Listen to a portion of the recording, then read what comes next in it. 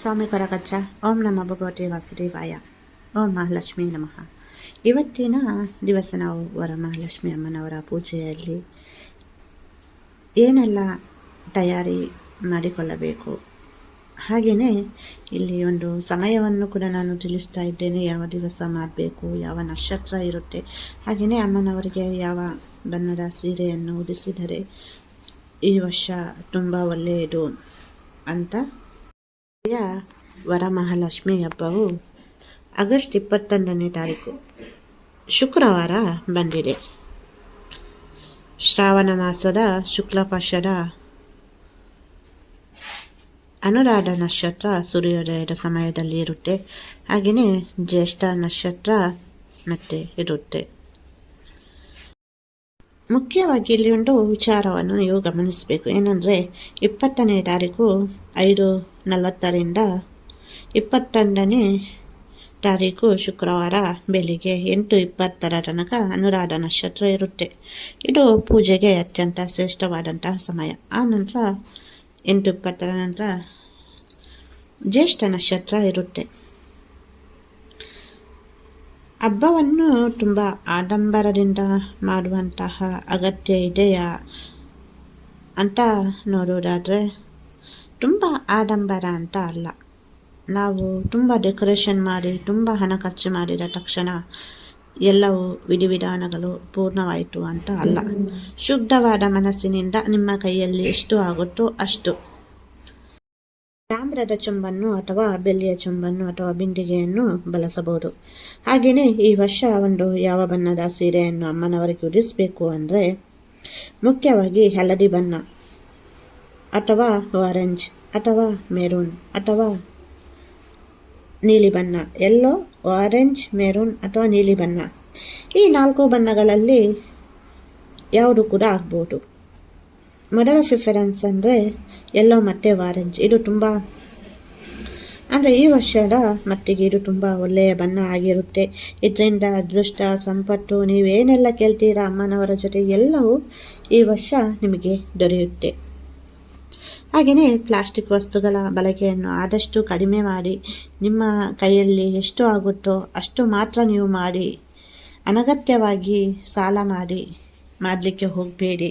ಏನಕ್ಕಂದರೆ ಪರಿಪೂರ್ಣವಾದ ಮನಸ್ಸಿನಿಂದ ಭಕ್ತಿಪೂರ್ವಕವಾಗಿ ನೀವು ಅಮ್ಮನವರ ಈ ಒಂದು ಹಬ್ಬವನ್ನು ಮಾಡಬೇಕಾಗುತ್ತೆ. ಹಾಗಾಗಿ ಮತ್ತು ಸೀರೆಯ ವಿಷಯ ಬಂದಾಗ ನೀವು ಬಾರ್ಡರ್ ಇರುವಂತಹ ಸಿಂಪಲ್ ಸಾರಿಯನ್ನು ತಗೊಂಡ್ರೂ ಆಗುತ್ತೆ. ತುಂಬ ಗ್ರ್ಯಾಂಡ್, ತುಂಬ ವರ್ಕಿಂಗ್ ಇರುವಂಥದ್ದು ಸಾರಿಗಳು ಬೇಡ.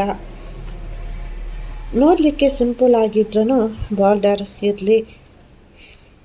ಈ ನಾನು ಹೇಳಿದಂತಹ ಹಳದಿ ಬಣ್ಣ ಅಥವಾ ಆರೆಂಜ್ ಬಣ್ಣ ಇರ್ಬೋದು, ಕೇಸರಿ ಇರ್ಬೋದು ಅಥವಾ ಮೆರೂನ್ ಇರ್ಬೋದು ಅಥವಾ ನೀಲಿ ಬಣ್ಣ ಇರ್ಬೋದು, ಈ ಬಣ್ಣಗಳಲ್ಲಿ ಆಯ್ಕೆಯನ್ನು ಮಾಡಿಕೊಳ್ಳಿ. ಇದು ತುಂಬ ಶ್ರೇಷ್ಠ. 21ನೇ ತಾರೀಕು ಯಾರಿಗಾದರೂ ಪೂಜೆಯನ್ನು ಮಾಡಲಿಕ್ಕೆ ಆಗಿಲ್ಲ ಅಂದರೆ ಮುಂದಿನ ಶುಕ್ರವಾರ 28ನೇ ತಾರೀಕು ನೀವು ವರಮಹಾಲಕ್ಷ್ಮಿ ಹಬ್ಬವನ್ನು ಆಚರಣೆಯನ್ನು ಮಾಡ್ಬೋದು. ದೇವರ ಕೋಣೆಯಲ್ಲಿ ಕೂಡ ನೀವು ಮಾಡ್ಬೋದು ಅಥವಾ ಹೊರಗೆ ಕೂಡ ಪೂಜೆಯನ್ನು ಮಾಡ್ಬೋದು ಕಲಶ ಇಟ್ಟು. ಇವಾಗ ಕಲಶ ಇಡಲಿಕ್ಕೆ ಆಗಲ್ಲ, ನಮ್ಮಲ್ಲಿ ಆ ಸಂಪ್ರದಾಯ ಇಲ್ಲ ಅಂದರೆ ಮಹಾಲಕ್ಷ್ಮಿ ಅಮ್ಮನವರ ಫೋಟೋದ ಮುಂದೆ ಪೂಜೆಯನ್ನು ಮಾಡ್ಬೋದು.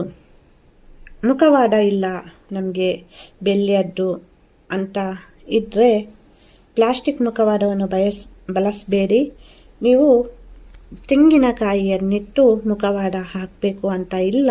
ನಿಮಗೆ ಶಕ್ತಿ ಇದ್ದರೆ ಹಾಕ್ಬೋದು. ಬೆಳ್ಳಿಯದ್ದು ಇಲ್ಲ ಅಂದರೆ ಪ್ಲಾಸ್ಟಿಕ್ ಮುಖವಾಡ ಎಲ್ಲ ಬಳಸಬೇಡಿ. ತೆಂಗಿನಕಾಯಿಯನ್ನಿಟ್ಟು ನೀವು ಅದರಲ್ಲಿ ಮಹಾಲಕ್ಷ್ಮಿ ಅಮ್ಮನವರ ಪೂಜೆಯನ್ನು ಮಾಡಬಹುದು. ಮತ್ತು ಒಂದು ವಿಚಾರ ಏನಂದರೆ ಹಬ್ಬ ಹತ್ತಿರ ಬರುವಾಗ ಮನೆ ಕ್ಲೀನಿಂಗ್ ಎಲ್ಲ ಮಾಡೋದು ಅಲ್ಲ. ಅದು ನಿಮಗೆ ತುಂಬ ಕಷ್ಟ ಆಗ್ಬೋದು. ಹಾಗಾಗಿ 1 ವಾರದಿಂದ ಮುಂಚೆ ಅಥವಾ 15 ದಿವಸದ ಮುಂಚೆ ನೀವು ಪ್ರಿಪರೇಷನನ್ನು ಮಾಡಲಿಕ್ಕೆ ಸ್ಟಾರ್ಟ್ ಮಾಡಿ. ಇವಾಗ ಆಗಸ್ಟ್ 21ಕ್ಕೆ ವರಮಹಾಲಕ್ಷ್ಮಿ ಹಬ್ಬ. ಇವಾಗ ನೀವು ಹಿಂದಿನ ದಿವಸ ಎಲ್ಲವನ್ನು ಕ್ಲೀನ್ ಮಾಡ್ತಾ ಕೂತ್ಕೊಂಡ್ರೆ ಆಗಲ್ಲ. ಅದಕ್ಕೆ ನೀವು 15 ದಿವಸದ ಮುಂಚೆ ಕ್ಲೀನಿಂಗ್ ಎಲ್ಲ ಮಾಡಲಿಕ್ಕೆ ಸ್ಟಾರ್ಟ್ ಮಾಡಿ. ಆವಾಗ ನಿಮಗೆ ತುಂಬ ಅಂದರೆ ಹಬ್ಬ ಹತ್ತಿರ ಬರುವಾಗ ನಿಮಗೆ ತುಂಬ ಕಷ್ಟ ಆಗಲ್ಲ. ಎಲ್ಲ ಅದು ಮಾಡಬೇಕು ಇದು ಮಾಡಬೇಕು ಅಂತ ಎಲ್ಲ ಪ್ರಿಪರೇಷನನ್ನೆಲ್ಲ ಮುಂಚೆನೇ ನೀವು ಮಾಡೋದ್ರಿಂದ 15 ದಿವಸಕ್ಕಿಂತ ಮುಂಚೆ. ಸೊ ಆವಾಗ ನಿಮಗೆ ಎಲ್ಲವೂ ಮಾಡಲಿಕ್ಕೆ ಅಂದರೆ ಮನೆ ಕ್ಲೀನಿಂಗ್ ಇರ್ಬೋದು, ಅಥವಾ ಏನೆಲ್ಲ ಬೇಡದ್ದು ವಸ್ತುಗಳು ಇರ್ಬೋದು ಅದನ್ನೆಲ್ಲ ಮನೆಯಿಂದ ಹೊರಗೆ ಹಾಕುವುದು, ಅಥವಾ ನಿಮಗೆ ಏನೆಲ್ಲ ತರಬೇಕು ಅಮ್ಮನವರಿಗೆ ಹಬ್ಬಕ್ಕೆ ಫಲ ವಸ್ತುಗಳನ್ನು ಬಿಟ್ಟು, ಹೂವು ಹಣ್ಣುಗಳನ್ನೆಲ್ಲ ಬಿಟ್ಟು ಅಲಂಕಾರದ ವಸ್ತುಗಳಿರ್ಬೋದು, ಅಥವಾ ಅಮ್ಮನವರ ಮುಖವಾಡ ಇರ್ಬೋದು, ಅಥವಾ ಸಾರಿ ಇರ್ಬೋದು, ನಿಮಗೆ ಇರ್ಬೋದು, ಮನೆಯಲ್ಲಿರುವಂತಹ ಮಕ್ಕಳಿಗೆ ಇರ್ಬೋದು, ಅಮ್ಮನವರಿಗೆ ಇರ್ಬೋದು, ಇದನ್ನೆಲ್ಲ ಮುಂಚಿತವಾಗಿ ಖರೀದಿ ಮಾಡುವುದರಿಂದ ನಿಮಗೆ ಹಬ್ಬದ ಸಮಯದಲ್ಲಿ ಅವಸರ ಪಡುವಂತಹ ಅವಶ್ಯಕತೆ ಇರುವುದಿಲ್ಲ. ನೀವು ಏನನ್ನೇ ಒಂದು ಪರ್ಚೇಸ್ ಮಾಡಲಿಕ್ಕೆ ಹೋದರೂ ಖುಷಿಯಾಗಿ ಮಾಡಿ. ಏನಕ್ಕೆ ಅಂದರೆ ಕೆಲವೊಂದು ಸಲ ಅವಸರದಿಂದ ಅಥವಾ ಮನೆಯಲ್ಲಿ ಏನೋ ಜಗಳ ಮಾಡಿಕೊಂಡು ಅಥವಾ ಏನೋ ಮನಸ್ಸಿನಲ್ಲಿ ನೋವು ಇಟ್ಕೊಂಡು ನೀವು ಯಾವುದನ್ನು ಕೂಡ ತರಲಿಕ್ಕೆ ಹೋಗಬೇಡಿ. ನಕಾರಾತ್ಮಕ ಶಕ್ತಿಗಳು ಆಕರ್ಷಣೆಯಾಗುತ್ತೆ. ಹಾಗಾಗಿ ಖುಷಿಯಿಂದ ನಿಮ್ಮ ಮನಸ್ಸಿಗೆ ಯಾವಾಗ ಖುಷಿ ಇರುತ್ತೆ ಆವಾಗ ಹೋಗಿ ನೀವು ಏನೆಲ್ಲ ಬೇಕು ಅದನ್ನೆಲ್ಲ ಪರ್ಚೇಸ್ ಮಾಡ್ಕೊಂಡು ಬನ್ನಿ. ಹಾಗಾಗಿ ನಾನು ಹೇಳ್ತಾ ಇದ್ದೀನಿ, ಮುಂಚಿತವಾಗಿ ನೀವು ಯಾವಾಗ ಖುಷಿಯಾಗಿರ್ತೀರಾ ಆ ಟೈಮ್ನಲ್ಲಿ ಹೋಗಿ ಎಲ್ಲ ನಿಮಗೆ ಏನೆಲ್ಲ ಬೇಕು ಹೂವು ಹಣ್ಣುಗಳು ಫಲವಸ್ತುಗಳನ್ನು ಬಿಟ್ಟು ಬಾಕಿ ಎಲ್ಲ ತಯಾರಿಯನ್ನು ನೀವು ಮಾಡಿಕೊಳ್ಳಿ. ಇದರಿಂದ ನಿಮಗೆ ಸಮಯ ಉಳಿತಾಯ ಆಗುತ್ತೆ. ಹಾಗೆಯೇ ಹಬ್ಬದ ದಿವಸ ನೀವು ಅವಸರ ಪಡಬೇಕು ಅಂತ ಇಲ್ಲ. ನೀವು ಕೂಡ ತುಂಬ ಚೆನ್ನಾಗಿ ರೆಡಿ ಆಗ್ಬೋದು. ಮಹಾಲಕ್ಷ್ಮಿ ಅಮ್ಮನವರ ಕಲೆ ನಿಮ್ಮ ಮುಖದಲ್ಲಿ ಕೂಡ ಬರುತ್ತೆ. ಮುಂಚಿತವಾಗಿ ಏನೆಲ್ಲ ಮಾಡಬೇಕು ಅಂತ ನೀವು ಆಲೋಚನೆ ಮಾಡಿ ಅವಸರ ಪಡದೆ ಎಲ್ಲ ಕೆಲಸವನ್ನು ಅಚ್ಚುಕಟ್ಟಾಗಿ ಮಾಡಿ. ಇದರಿಂದ ನಿಮಗೂ ಸಂತೋಷವಾಗುತ್ತೆ. ಹಾಗೆಯೇ ಪೂಜೆಯ ಸಮಯದಲ್ಲಿ ಮನೆಯಲ್ಲಿ ಎಲ್ಲರಿಗೂ ಒಂದು ನೆಮ್ಮದಿಯ ವಾತಾವರಣ ಇರುತ್ತೆ. ಇಲ್ಲ ಅಂದರೆ ನಿಮಗೆ ಕಿರಿಕಿರಿ ಆಗ್ಬೋದು, ಏನು ಮಾಡೋದು, ಅದು ಮಾಡೋದಾ ಇದು ಮಾಡೋದಾ, ಎಂಥ ಕೆಲಸ ಆಗಿಲ್ಲ ಅಂತ ಆಲೋಚನೆ ಬರ್ಬೋದು. ತಾಳ್ಮೆಯಿಂದ ಆಲೋಚನೆ ಮಾಡಿ ಖುಷಿಯಾಗಿ ನೀವು ಮಾಡಿದಾಗ ಸಂಪೂರ್ಣವಾಗಿ ಅಮ್ಮನವರ ಆಶೀರ್ವಾದ ನಿಮಗೆ ಸಿಗುತ್ತೆ. ನಿಮಗೆ 28ನೇ ತಾರೀಕು ಕೂಡ ಅಮ್ಮನವರ ಪೂಜೆಯನ್ನು ಮಾಡಲಿಕ್ಕೆ ಆಗಿಲ್ಲ, ಒಂದು ವೇಳೆ 21ನೇ ತಾರೀಕು ಆಗಿಲ್ಲ, ಪುನಃ ಇನ್ನೊಂದು ಶುಕ್ರವಾರನೂ ಆಗಿಲ್ಲ ಅಂದರೆ ಶ್ರಾವಣ ಮಾಸದಲ್ಲಿ ಯಾವುದೇ ಒಂದು ಶುಕ್ರವಾರ ಮಾಡ್ಬೋದು ನೀವು.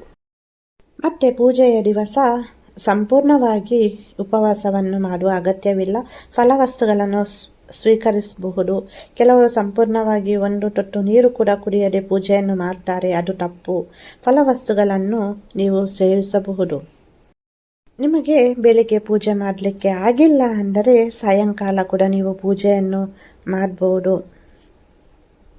ಮತ್ತು ಆವತ್ತಿನ ದಿವಸ ತುಂಬ ಸಮಾಧಾನದಿಂದ ಖುಷಿಯಾಗಿ ನೀವು ಇರಬೇಕು. ಅತಿಯಾಗಿ ತಾಳ್ಮೆಯಿಂದ ಇರಬೇಕು. ನಗುಮುಖದ ಮಹಾಲಕ್ಷ್ಮಿಯಾಗಿ ನೀವೆಲ್ಲರೂ ಇರಬೇಕು ಆವತ್ತಿನ ದಿವಸ ಅಂತ ನಾನು ನಿಮ್ಮ ಜೊತೆ ಕೇಳ್ಕೊಳ್ತಾ ಇದ್ದೆ. ಏನಕ್ಕಂದರೆ ನಮ್ಮ ಹೆಣ್ಮಕ್ಳು ಕೆಲವೊಂದು ಸಲ ಕಣ್ಣೀರು ಹಾಕೋದು ಜಾಸ್ತಿ. ಸಣ್ಣ ವಿಷಯಕ್ಕೂ ಮನಸ್ತಾಪಗಳು ಬರುತ್ತೆ. ಹಾಗಾಗಿ ನಿಮಗೆಲ್ಲ ಏನು ಬೇಕು ಅಗತ್ಯ ವಸ್ತುಗಳು ಶಾಪಿಂಗ್ ಇರ್ಬೋದು, ಸೊ ಎಲ್ಲವನ್ನು ಮುಂಚಿತ ಮಾಡಿ. ಆವಾಗ ನಿಮಗೆ ಒಂದು ಬಜೆಟ್ ಕೂಡ ಗೊತ್ತಾಗುತ್ತೆ, ಎಷ್ಟು ಖರ್ಚಾಗುತ್ತೆ, ಏನೆಲ್ಲ ಬೇಕು ಅಂತ. ಹಾಗಾಗಿ ಲಾಸ್ಟ್ ಮೊಮೆಂಟಲ್ಲಿ ಅದು ಇಲ್ಲ ಇದು ಇಲ್ಲ, ಹಣ ಸಾಕಾಗ್ತಾ ಇಲ್ಲ ಅನ್ನೋ ಟೆನ್ಷನ್ ಕೂಡ ಇರಲ್ಲ. ವಿಡಿಯೋ ಇಷ್ಟ ಆದರೆ ಲೈಕ್ ಮಾಡಿ, ಶೇರ್ ಮಾಡಿ, ಹಾಗೆಯೇ ಸಬ್ಸ್ಕ್ರೈಬ್ ಮಾಡಿಲ್ಲ ಅಂದ್ರೆ ಸಬ್ಸ್ಕ್ರೈಬ್ ಮಾಡಿ. ನನ್ನ ಆರಾಧ್ಯ ದೇವರ ಕೊರಗಜ್ಜ ಹಾಗೂ ಮಹಾವಿಷ್ಣು ಮಹಾಲಕ್ಷ್ಮಿ ಅಮ್ಮನವರ ಆಶೀರ್ವಾದ ಸದಾ ನಿಮ್ಮ ಮೇಲೆ ಇರಲಿ ಅಂತ ಪ್ರಾರ್ಥಿಸ್ತೇನೆ. ವಿಡಿಯೋ ನೋಡಿದ್ದಕ್ಕಾಗಿ ಧನ್ಯವಾದಗಳು.